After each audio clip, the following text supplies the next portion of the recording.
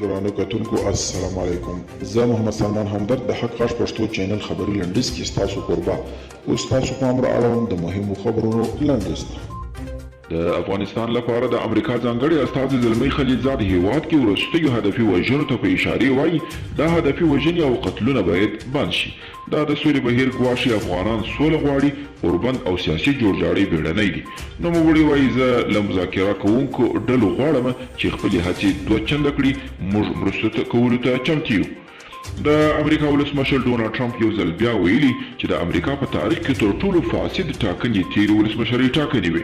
هغه چې په سپینه ماڼۍ کې خپلې وروستیو ورځې وشماري په خپل ټویټر یې لیکلي څوک چې وایي تیر ولسمشرۍ ټاکنې پاکې وې او د امریکایانو سترګې ته یې خاورې شیندي او تر ټولو ستره اشتباه کوي. د تونس په اوبو کې د یوې کښتۍ د ډوبېدو په پیښه کې 20 کډوال مړه شوي دي. راپورونه وایي چې د کډوالو هڅه کوله له افریقا څخه ایټالیا ته لاړ شي، خو د تونس په اوبو کې یې کښتۍ ډوبه شوې او پکې د سپرو 45 کسانو له ډلې 20 تنه یې مړه شوي دي. د امریکا ولسمشر ډونالډ ټرمپ د امریکا د دفاعي لګښتونو د بودیجې طرحه چې د امریکا په کانګرس کې د دواړو ګوندونو وکیلانو تصویب کړې وه رد کړه.